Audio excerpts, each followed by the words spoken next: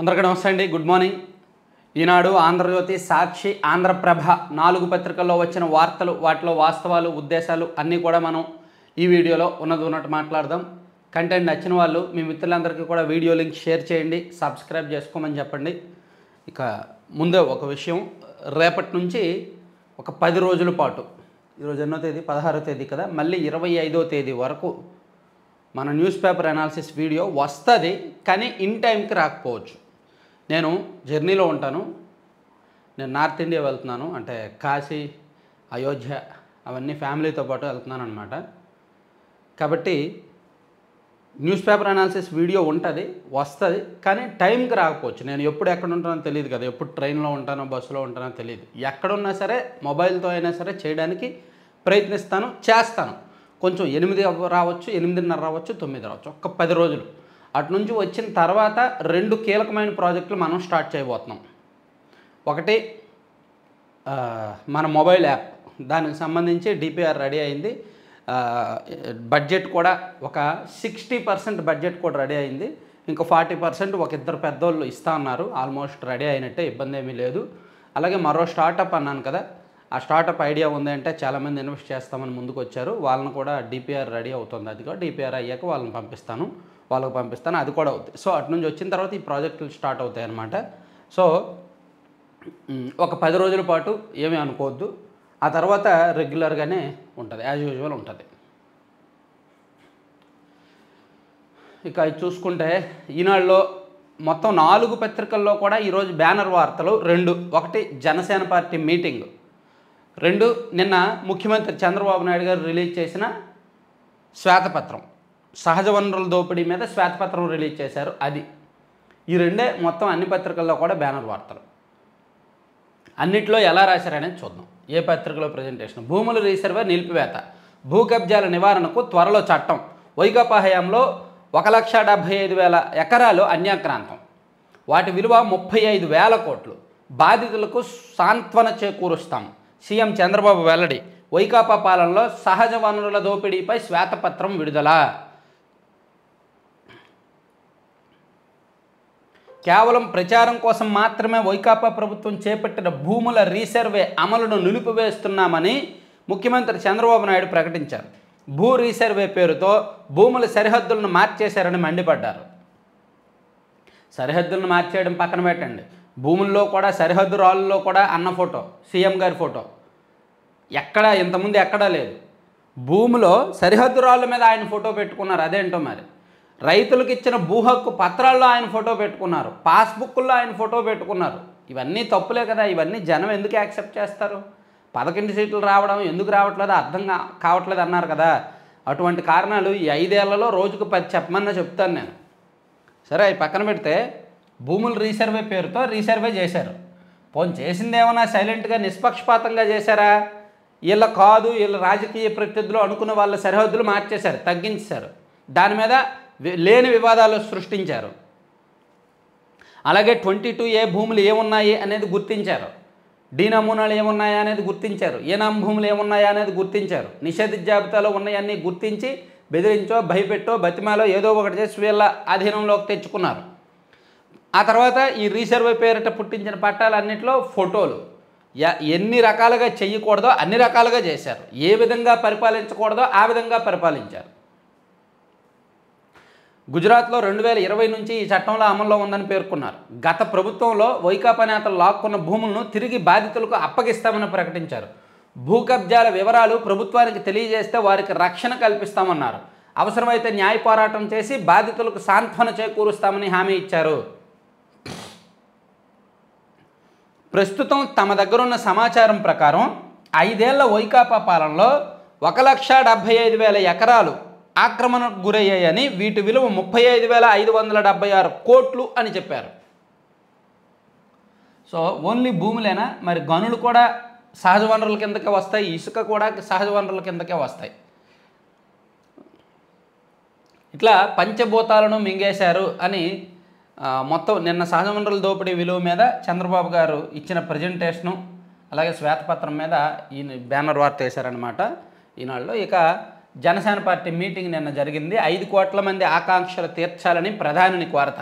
Railway zone, Visakha ఉక్కు ఉద్యోగాల కోసం మాట్లాడతా. ఇది సమష్టి విజయం. తెదేపా భాజపాలను తగ్గించి మాట్లాడొద్దు. జనసేన ప్రజాప్రతినిధులు ఆచితూచి వ్యవహరించాలి. అర్హతలకు తగ్గట్టు నామినేటెడ్ పోస్టులు ఇస్తాం.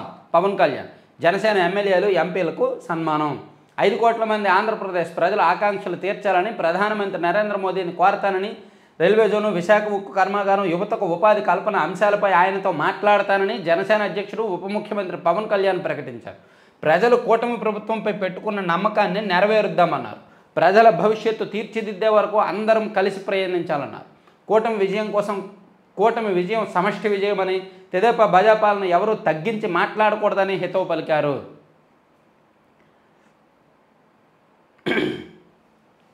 ఈ 2 సబ్జెక్టులు సాక్షిలో వాళ్ళ స్టైల్లో వాళ్ళు రాశారు. సాక్షిలో బుకాయింపుని భోకాయింపు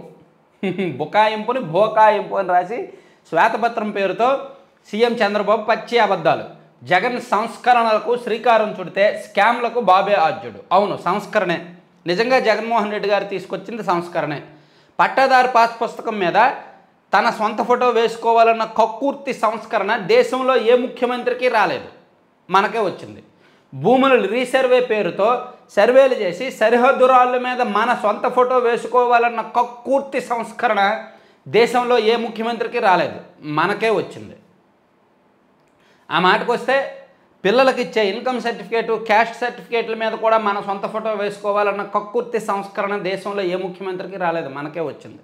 సో అవే నా సంస్కరణలు అంటే. భూ సంస్కరణలతో ఏకంగా 25 లక్షల మందికి ప్రయోజనం.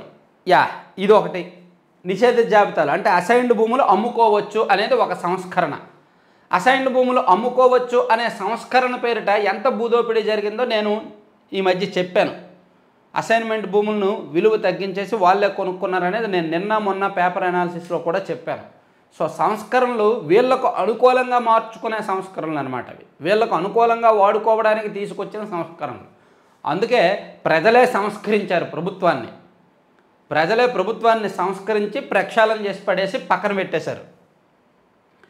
పేదలకు పెద్ద ఎత్తున భూ పంపిణీతో పాటు అసైన్డ్, చుక్కలు, ఈనాము, అనాధీనము, లంక భూముల సాగుదారులకు లబ్ధి. ఇలా లక్షల మందికి మేలు చేయడం చంద్రబాబుకు దోపిడీగా కనిపిస్తోందా? ప్రజలే అన్నారు కదండి మేలు జరగలేదు, కీడు జరిగిందని. అందుకే కదండి ఓట్లు వేయలేదు. అసలు దోపిడీ అంటే అమరావతి కుంభకోణం, విశాఖలో భూముల కబ్జా కాదా బాబు? అమరావతి కుంభకోణం దోపిడీ అంట. మరి 5 ఏళ్ళు ఉన్నప్పుడు అమరావతిలో ఇంత 1 ఎకరం కూడా తప్పు జరిగిందని నిరూపించలేకపోయారే. ఆరోపణలతోనే వదిలేశారు తప్ప, 5 ఏళ్ళు అధికారంలో ఉండి కేవలం ఆరోపణలతో వదిలేశారు తప్ప నిజంగా ఇంత స్కామ్ జరిగింది అని కోర్టు ముందు నిరూపించలేకపోయారు కదా. పలానా అధికారి మీద కూడా, ఒక్క అధికారి మీద కూడా చర్య తీసుకోలేకపోయారు కదా. ఒక్క మాజీ వాళ్ళ మీద కూడా చర్యలు తీసుకోలేకపోయారు కదా. అమరావతిలో భూ కుంభకోణం జరిగింది నిజమే, ఇన్సైడర్ ట్రేడింగ్ జరిగింది నిజమే. మరి వాళ్ళని అరెస్ట్ చేశారా? కోర్టులో ప్రూవ్ అయిందా? కోర్టు ఒప్పుకుందా ఎస్ జరిగింది అని? లేదు కదా. ఆరోపణగానే ఉండిపోయింది. మైనింగ్ ఆదాయం బాబు హయాంలో ఏటా 2,000 కోట్లే, జగన్ వచ్చాక ఏటా 4,000 కోట్లు. 5 ఏళ్లలో మైనింగ్ ఆదాయం 10,000 కోట్లు పెరిగితే 19,000 కోట్ల దోపిడీ అంటూ అర్ధరహిత ఆరోపణలు.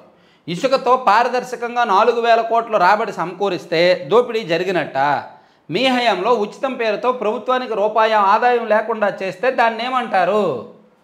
సరే, ఇసుక విషయంలో, మైనింగ్ విషయంలో గత ప్రభుత్వం ఎలా ఉందో రాష్ట్రంలో ప్రజలకు తెలుసు. నాకు నిన్న తిరుపతి జిల్లా నుంచి ఒక పర్సను చాలా ఎమోషనల్గా కాల్ చేశాడు.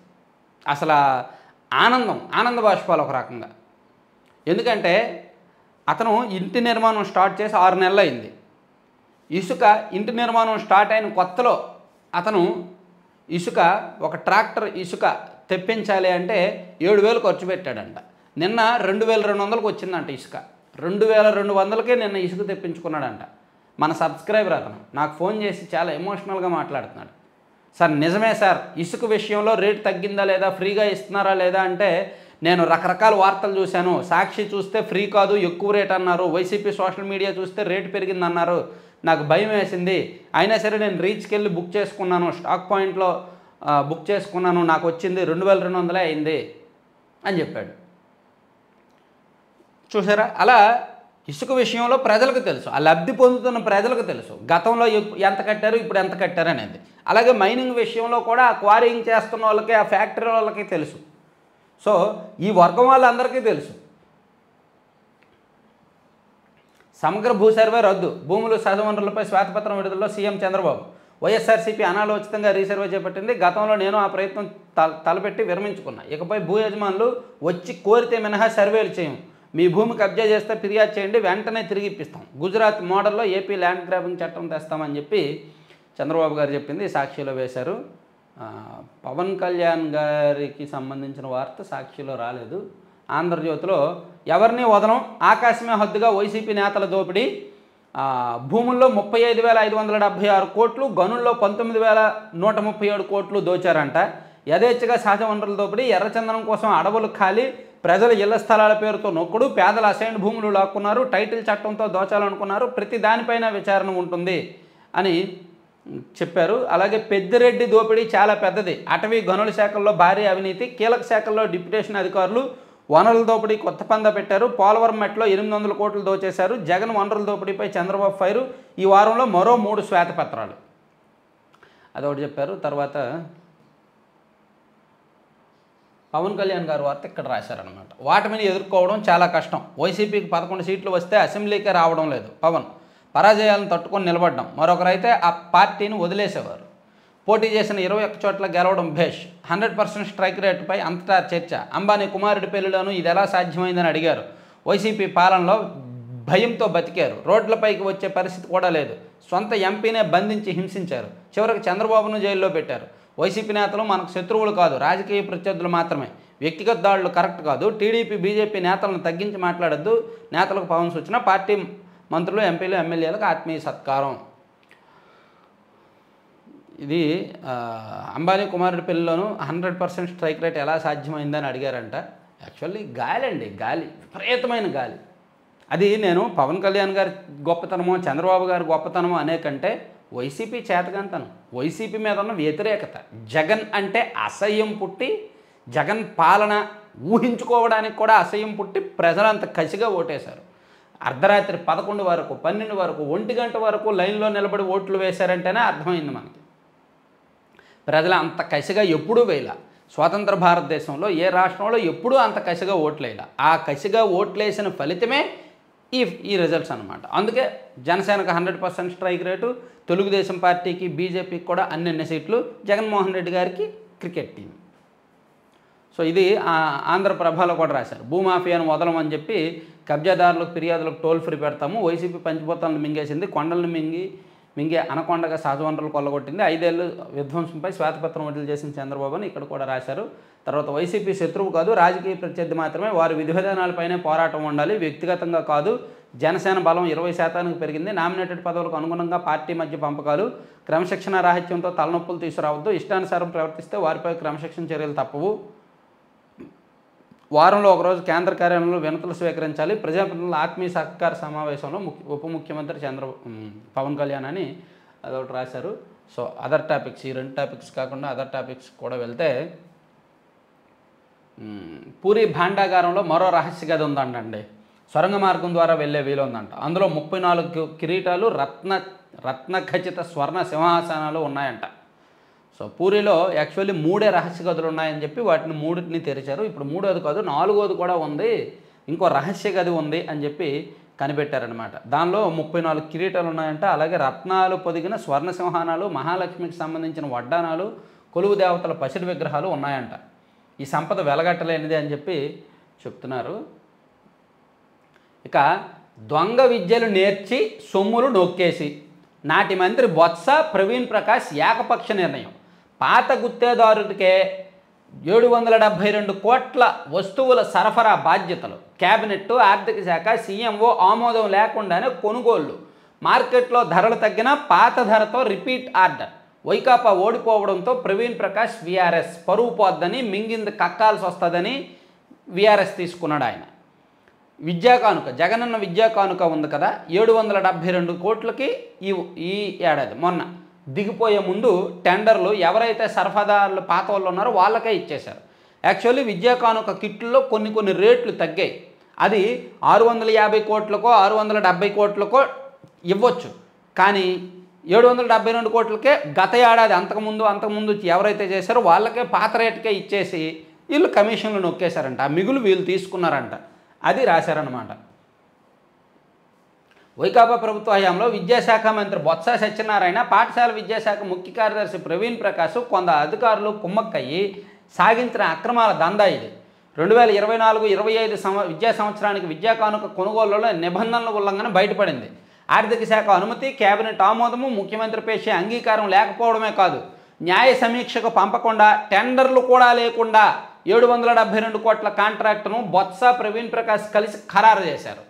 అది ఆర్థిక శాఖ అనుమతి లేదు, సీఎంఓ నుంచి ఫైల్ అనుమతి లేదు, ఏమీ లేకుండా 772 కోట్లు ఎలా ఇచ్చేస్తారు?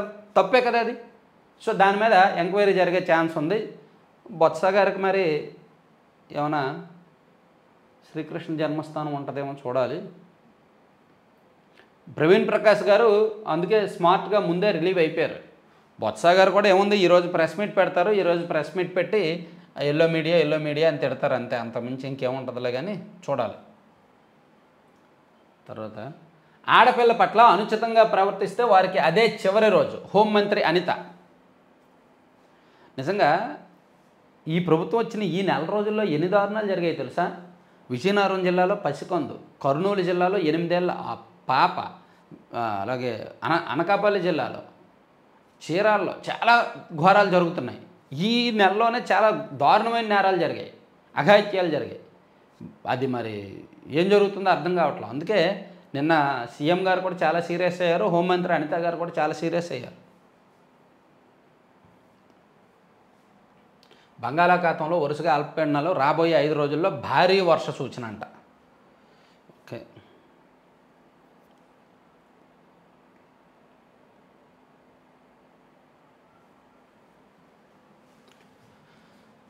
సాక్షిలో వేరే వార్తలు చూస్తే, చనిపోయాననే అనుకున్నా, కుడివైపు తిరగబట్టే బతికిపోయా, కాపాడింది దేవుడో అదృష్టమో, ప్రాణాంతక దాడిపై ట్రంప్, పోలీసులు తప్పిదమే FBI. ఆ సమయంలో నేను చనిపోయాననే అనుకున్నాను, కేవలం అదృష్టమో దైవమో నన్ను కాపాడాయి. నాకు చికిత్స చేసిన డాక్టర్ కూడా ఇలాంటి దృశ్యాన్ని తన కెరీర్లో ఎన్నడూ చూడలేదని చెప్పాడు. ఇది అద్భుతమని చెప్పారు. ఇంకోసారి ప్రెసిడెంట్ అవ్వాలని రాసిపెట్టి ఉందేమోలే, కానీ ఇంకోసారి ప్రెసిడెంట్ అవ్వాలని రాసిపెట్టి ఉంది. బైడెన్కి ఏమో మైండ్ సరిగ్గా పనిచేయట్లా. ఆయన చర్చల్లో ఏం మాట్లాడుతున్నాడో అర్థం కావట్లేదు, తడబడుతున్నాడు, ఊరికూరికే తడబడుతున్నాడు. మన రాష్ట్రంలో ఒక ఆయన తడబడతాడు, ఆయన తడబడితేనే మనం ట్రోల్స్ చేస్తాం. అలాగే అమెరికా అధ్యక్షుడు ట్రంప్, బైడెన్ కూడా అంతే తడబడుతున్నాడంట. ఆ తడబాటు అమెరికాలో అధ్యక్ష ఎన్నికలకు ముందు డిబేట్లు ఉంటాయి. ఆ డిబేట్లలో వాటిని ప్రజలు, ఓటర్లు చాలా నిశితంగా గమనిస్తారు. వాళ్ళ ఆలోచన విధానాన్ని, వాళ్ళ మాట తీరుని, వాళ్ళ ప్రవర్తనని, వాళ్ళు నెక్స్ట్ 5 ఏళ్ళు ఏ విధంగా పరిపాలించుకుంటున్నారు అనే అంశాన్ని మొత్తాన్ని చాలా నిశితంగా దగ్గరుండి గమనిస్తారనమాట. సో అందులో బైడెన్ గారు తడబడుతున్నారు. కాబట్టి ట్రంప్కి ఇంకోసారి అధ్యక్షుడు అవ్వాలని రాసిపెట్టున్నట్టు ఉంది. బండరాళ్ల కింద 3 సజీవ సమాధి. ఎన్టీఆర్ జిల్లా దొనబండ క్వారీలో ప్రమాదం. యజమాని నిర్లక్ష్యమే ఘటనకు కారణం. 2 రోజులుగా వర్షాలు పడుతున్న ఆగని పనులు. కొరబడిన మైనింగ్ అధికారుల పర్యవేక్షణ. ఏముందలే, ఆ క్వారీ వాళ్ళ దగ్గరికి వెళ్ళి మాట్లాడుకొని డబ్బులు తీసుకుంటారు, అయిపోద్ది. జగన్ ఉన్నత లక్ష్యానికి బాబు ఉరి. పేద మధ్యతరగతి పిల్లల విద్య కళ సాకారానికి వైఎస్ జగన్ చర్యలు. 8,480 కోట్లతో 17 వైద్య కళాశాలల ఏర్పాటుకు శ్రీకారం. పటిష్ట ప్రణాళికతో మహోన్నత ఆశయాన్ని ముందుకు నడిపించిన వైఎస్ జగన్. గత ఏడాది 5 కళాశాలలు ప్రారంభం. అందుబాటులోకి 750 MBBS సీట్లు. ఈ ఏడాది మరో 5 కాలేజీల ప్రారంభానికి ఏర్పాట్లు. తరగతి గదులు, ల్యాబ్లు, ఇతరత్ర ఏర్పాట్లు పూర్తి. APVVP ఆసుపత్రుల అప్గ్రేడు. ఆంధ్రప్రదేశ్ వైద్య విధాన పరిషత్ ఆసుపత్రుల అప్గ్రేడు. 90% సిబ్బంది నియామకం. చంద్రబాబు ప్రభుత్వం రాకతో కాలేజీలకు గ్రహణం. కొత్త కాలేజీలకు అనుమతులు నిరాకరించిన NMC. ఇదండి పాయింట్. కొత్త కాలేజీలకు NMC అనుమతులు నిరాకరించింది. ఎందుకు నిరాకరించింది? ఈ ప్రభుత్వం వచ్చిన నెల రోజుల్లో చేసిన ఘనకార్యం వలన నిరాకరించలా, గత ప్రభుత్వం వెలగబెట్టిన ఘనకార్యం వలన నిరాకరించింది. కరెక్టే, ఇక్కడ వరకు నేను ఒప్పుకుంటా. వైసీపీ ఉద్ధరించింది, వైసీపీ చేసింది. కొత్త మెడికల్ కళాశాలను నిర్మించిన మాట వాస్తవమే. 17 మెడికల్ కళాశాలల నిర్మాణం ప్రారంభించి అందులో 5 పూర్తి చేసిన మాట వాస్తవమే. కానీ NMC, నేషనల్ మెడికల్ కౌన్సిల్ వాళ్ళు అనుమతి ఇవ్వాలంటే కొన్ని రూల్స్, కొన్ని మార్గదర్శకాలు ఉంటాయి, నిర్దేశిత ప్రమాణాలు ఉండాలి. అవి లేవు. అవి లేని పాపం టీడీపీ ప్రభుత్వాన్ని, కూటమి ప్రభుత్వాన్ని కాదు, వైసీపీ ప్రభుత్వానిదే ఆ పాపం. వాళ్ళు ఎన్ఎంసీ అనుమతులు తీసుకోలా. అప్పుడే ఎన్ఎంసీ లాస్ట్ ఇయరే రిజెక్ట్ చేసింది. అప్పుడు వీళ్ళు రాయలేదు అంతే. లాస్ట్ ఇయరే ఎందుకు రిజెక్ట్ చేసిందంటే ల్యాబ్లు లేవు, ఫెసిలిటీస్ లేవు, సరైన బోధనా సిబ్బంది లేరు, స్టాఫ్ లేరు, ఇవన్నీ లేకుండా మేమెందుకు అనుమతిస్తాం బాబు అని లాస్ట్ ఇయరే రిజెక్ట్ చేశారు. ఈ ఇయర్ మళ్ళీ రిజెక్ట్ చేశారు. సో ఈ పాపం బాబు ఉరి అని రాశారు. బాబు ఉరి కాదు, జగన్మోహన్ రెడ్డి గారే దాన్ని శిక్షించారు. నిర్మించి వదిలేశారు అంతే. దానిలో ఫెసిలిటీస్ ఏమి ఇవ్వాల. గిరిజన బాలిక ఎక్కడ బాబు? 10 రోజులైనా ఆచూకీ లేని చిన్నారి. ఈ ఒక్క బాలికనైనా తెచ్చి చూపించి పవన్. నాడు ప్రగల్భాలు పలికి నేడు మౌన ముద్రలో సీఎం, డిప్యూటీ సీఎం. బాధిత కుటుంబాన్ని కనీసం పలకరించని హోంమంత్రి అనిత. అసలు కుటుంబం దగ్గరికే వెళ్ళని నంద్యాల జిల్లా మంత్రులు. నిందితులకు కొమ్ము కాస్తున్న జిల్లా టీడీపీ పెద్దలు. కేసును పక్కదారి పట్టిస్తున్న పోలీసులు. వారం రోజులుగా పోలీసుల అదుపులో 3 నిందితులు. బాలికను అత్యాచారం చేసి హత్య చేసినట్టు తెలిపిన నిందితులు. బాలిక అదృశ్యం వెనుక టీడీపీ సన్నిహితులు. అసలు దోషులను కాపాడేందుకు చంద్రబాబు ప్రభుత్వం పన్నాగం. ఇక్కడ రాజకీయ కోణం లేదు. ఆ ఘటనలో రాజకీయ కోణం లేదు, రాజకీయానికి సంబంధం లేదు. ఎందుకంటే ఇంత చెత్త వ్యవహారం, ఒక చిన్న గిరిజన బాలిక విషయంలో ఈ అఘాయిత్యం జరిగితే పార్టీ వాళ్ళు, ఏ పార్టీ వాళ్ళు, ఆ సంస్కృతి ఏ పార్టీలో కూడా ఉండదని అనుకుంటున్నా, అంత చెత్త సంస్కృతి. సో అందులో 3 కూడా మైనర్లు కాబట్టే కేసు క్లిష్టమైంది. ఒక చిన్న పిల్లని, ఒక పాపని ఆ విధంగా చేసింది మైనర్ బాలులు 3. వాళ్ళ 3 పోలీసులలోనే ఉన్నారు. వాళ్ళని కొట్టడానికి లేదు. ఇప్పుడు పెద్దోళ్ళు మేజర్లు అయ్యాలనుకోండి, నేరగాళ్ళు, వాళ్ళని రిమాండ్కి పంపించి కస్టడీలోకి తీసుకొని పోలీస్ తరహాలో కస్టడీ చేస్తే, విచారణ చేస్తే నిజాలు బయటకు వస్తాయి. కానీ ఇక్కడ 3 పిల్లలే. వాళ్ళని కస్టడీలోకి తీసుకెళ్ళి కొట్టడానికో, 3rd డిగ్రీకో, లేదంటే చిత్రహింసలకు గురి చేయడానికో లేదు, అవకాశం లేదు. వాళ్ళని చాలా జాగ్రత్తగా పువ్వుల్లా సుకుమారంగా చూసుకొని విషయం రాబట్టాలి. వాళ్ళేమో చెప్పట్లేదు, ఏది సరిగ్గా చెప్పట్లా. ఒకడేమో కాలువలో పడేసామంటాడు, ఇంకొకడేమో పూర్తి చేసామంటాడు, ఇంకొకటి ఇంకేదో చెప్తాడు. వాళ్ళు చెప్పిన దాంట్లో పోలీసులు ఎతుకుతున్నారు కానీ ఆ అమ్మాయి దేహం కనిపించట్లా, పార్థివ దేహం కనిపించట్లా పాపది. సో దీనిలో రాజకీయ కోణం ఉన్నట్టు సాక్షిలో రాశారు. టీడీపీ నేతలు కొమ్ము కాస్తున్నారు, టీడీపీ నేతలు సపోర్ట్ చేస్తున్నారని రాశారు. ఇందులో రాజకీయ కోణం లేదు. అయితే సీఎం గారు, డిప్యూటీ సీఎం గారు మౌనంగా ఉన్నమాట వాస్తవం. వాళ్ళు మాట్లాడట్లేదు. ఎందుకంటే ప్రభుత్వం వాళ్ళది కాబట్టి, వాళ్ళ ప్రెజర్ వాళ్ళకు ఉంటుంది కాబట్టి, దొరికిన తర్వాత మేబీ మాట్లాడతారేమో. ఒక రకంగా ప్రభుత్వం ఫెయిల్ అయినట్టే. ఈ విషయంలో ప్రభుత్వ ఫెయిల్యూర్ వరకు నేను ఒప్పుకుంటానండి. కానీ టీడీపీ వాళ్ళు నిందితులకు కొమ్ము కాస్తున్నారు అనేది తప్పు. అది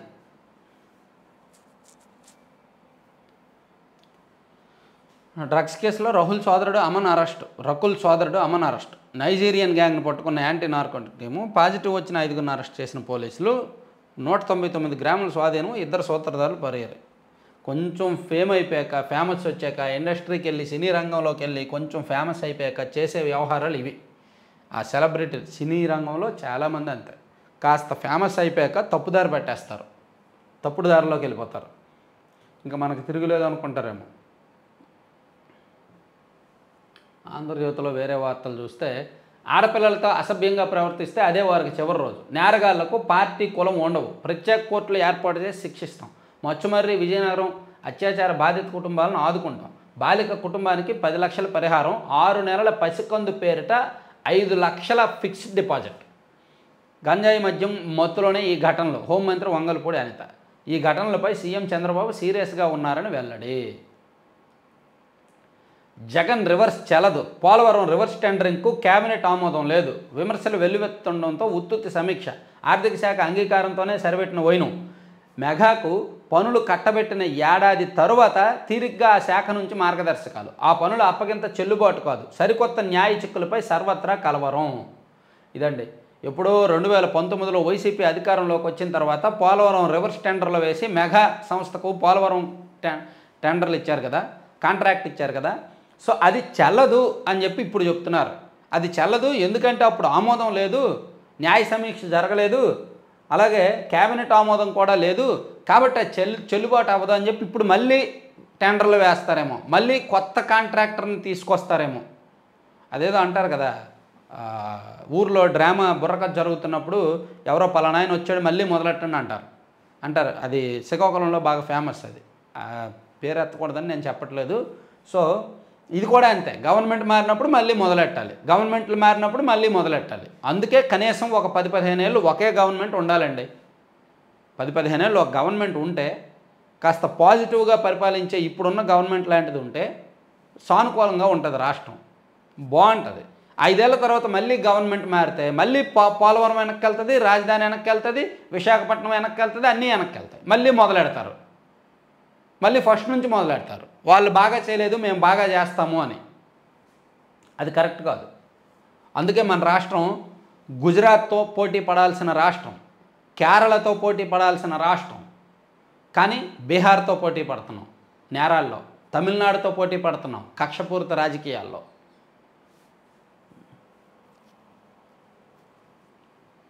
ముసిరేసింది రోజంతా జల్లులు, అక్కడక్కడ భారీ వర్షాలు. కరెక్టే. భూముల రీసర్వే నిలిపివేస్తాం, ఇందాక చెప్పిందే. ఇసుక తవ్వకాలపై గత నివేదికలు పునఃపరిశీలించాలి, అక్రమాలు జరగలేదని అధికారులు నివేదించారు. మీడియాలో ఇందుకు విరుద్ధంగా కథలు. సుప్రీంకోర్టులో ఏపీ ప్రభుత్వం వెల్లడి, 2 లోపు సమగ్ర నివేదిక ఇవ్వాలని కోర్టు ఆదేశం. ఓకే. సాయిరెడ్డి నోటి దురుసు, జర్నలిస్టులపై తిట్ల పురాణం, వాడు వీడు అంటూ అసభ్యకర భాష, పెద్దల సభలో సభ్యుడిని అనేది మర్చిపోయి దిగజారుడి వ్యాఖ్యలు. ఇక్కడ నేను అక్కడ ఆ ప్రెస్ మీట్కి వెళ్ళిన జర్నలిస్టులను తప్పుపడతానండి. సాయిరెడ్డి గారు అలా మాట్లాడుతున్నప్పుడు జాగ్రత్తగా వినండి. విజయసాయిరెడ్డి గారి ప్రెస్ మీట్ నేను నిన్న చూశా. మహాన్యూస్ వంశీ గారిని, తర్వాత ఏబిఎన్ వెంకటకృష్ణ గారిని, ఇంకా ఆ జర్నలిస్టులు అందరినీ కూడా వాడు వీడు, వాడిని అడుగు వీడిని అడుగు అన్నాడు. అలాగే ఇక్కడ ప్రెస్ మీట్కి వచ్చిన జర్నలిస్టులు ప్రశ్నలు అడిగితే ఏరా బాబు ఏంట్రా బాబు అని అన్నారు. బహుశా ఆయన వయసులో పెద్ద కాబట్టి ఆ చనువు తీసుకున్నారేమో అని అనుకోవచ్చు. కానీ ఇంకో మాట కూడా, అక్కడ ఎవరైనా వయసులో పెద్ద ఉన్న జర్నలిస్ట్ ఉంటే ఏంట్రా సాయిరెడ్డి అని అంటే ఆయన పరిస్థితి ఏంటి ఒకసారి ఆలోచించండి. ఇప్పుడు ఆయన అరే బాబు అరే ఒరే అన్నారు అక్కడ ఉన్న జర్నలిస్టులు అందరినీ కూడా. వాళ్ళు మొదటిసారి కలిసిన వాళ్ళే, అందులో ఎక్కువ మంది మొదటిసారి ప్రెస్ మీట్కి వచ్చిన వాళ్ళే. అరే ఒరే అనేది ఎప్పుడు అంటారు? చనువు ఉన్నప్పుడు అంటారు. నన్ను అరే ఒరే అని కొంతమంది అంటారు, ఎప్పుడు చనువు ఉన్నప్పుడు అంటారు. ఆ చనువు లేకుండా ఫస్ట్ టైం కలిసినప్పుడే వయసు చిన్నదైనా సరే గౌరవించాలి. జర్నలిస్టులన్నా ఎవరినైనా సరే గౌరవం ఇచ్చిపుచ్చుకోవాలి, పరస్పరం ఇచ్చిపుచ్చుకోవాలి. మనం మనుషులం కాబట్టి కొత్త పరిచయాలైనా పాత పరిచయాలైనా రెస్పెక్ట్ అనేది ఇద్దరికీ ఉండాలి.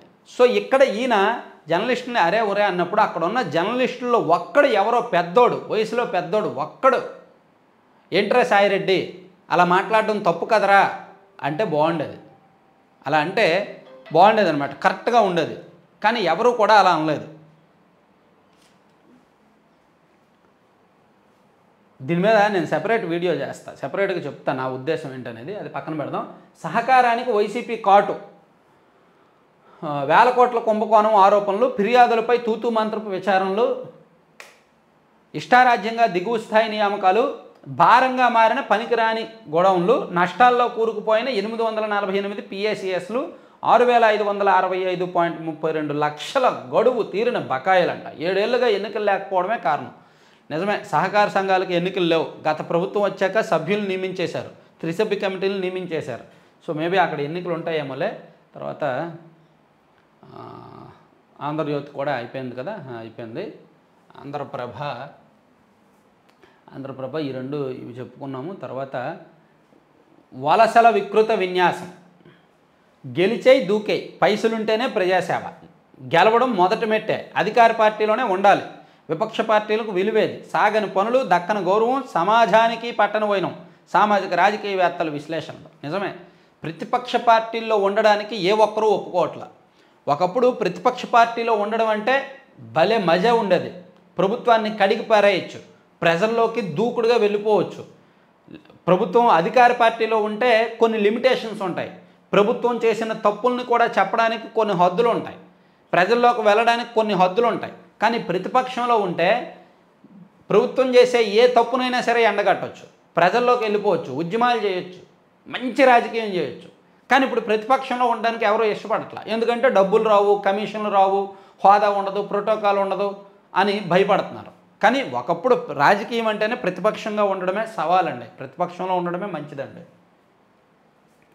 ఉండట్లేదు. కానీ జీపీఎస్ జీవో ఎలా వచ్చింది? గెజెట్ నోటిఫికేషన్ జారీపై సీఎం చంద్రబాబు ఆగ్రహం, జీవో నిలుపుదల విచారణకు ఆదేశం. సో తనకు తెలియకుండా జీపీఎస్ జీవో బయటకు వచ్చిందంట, గెజెట్ నోటిఫికేషన్ వచ్చిందంట. సో దాన్ని వెంటనే ఆపించేశారు, దాని మీద మళ్ళీ పునరాలోచన చేస్తామని చెప్పారు. తర్వాత రహస్య పత్రాల కేసులో ట్రంప్కు పెద్ద ఊరట, కేసును కొట్టేసిన Florida court. Okay, Imran Khan పార్టీపై వేటు, అవినీతి ఆరోపణల చర్యలు తీసుకుని పాక్ మంత్రి వెళ్ళడు. ఓకే, కేజ్రీవాల్ కోమాలోకి వెళ్ళొచ్చు, బ్లడ్ షుగర్ లెవెల్స్ పడిపోతాయి, కేజ్రీవాల్ మరణానికి కుట్ర పన్నారు, అలాంటి ప్రచారం వద్దంటున్న జైలు అధికారులు. మెడికల్ బోర్డు సూచన మేరకు ఆహారం చికిత్స అందిస్తున్నట్టు వెల్లడి. మచ్చుమారి కేసులో కొత్త ట్విస్ట్, 5గురు అరెస్టు, 3 మైనర్లతో పాటు మరో 2 మైనర్ల తండ్రులను అరెస్ట్ చేశారంట. 3 మైనర్లు ఉన్నారు కదా, వాళ్ళ తండ్రులను కూడా నిన్న అరెస్ట్ చేశారంట. ఎందుకంటే వీళ్ళు సరిగ్గా సమాచారం ఇవ్వట్లేదు కాబట్టి వాళ్ళ తండ్రుల పాత్ర ఏమైనా ఉందేమోనని చూస్తున్నారు. సో ఇవి 4 పత్రికల్లో. ఈనాడులో ఇంకా లోపల పేజీల్లో ఏం రాశారనేది ఒకసారి చూసుకొని ఆపేద్దాం. నెట్ సరిగ్గా నెట్ ఆగిపోయిందండి. సో అందుకే లోపల పేజీలు ఓపెన్ అవ్వట్లా. ఎనీవే, ఇది ఇక్కడతో పత్రికల విశ్లేషణ ఆపుతున్నాను. రేపటి నుంచి ల్యాప్టాప్లోనే చేస్తాను. కొంచెం అటు ఇటుగా కాస్త లేట్ అయితే అవ్వచ్చు, ఎవరు ఏమీ అనుకోవద్దు. అలాగే మన మొబైల్ యాప్ ఆల్మోస్ట్ 60% ఫండ్ వచ్చింది కాబట్టి రెడీ అవుతోంది, రెడీ చేస్తున్నాను. అక్టోబర్ నాటికి రిలీజ్ చేస్తాము. అలాగే మరో కొత్త స్టార్టప్ కూడా ప్లాన్ చేశాను, అది కూడా గట్టిగానే ఉండబోతుంది అన్నమాట. Thank you very much.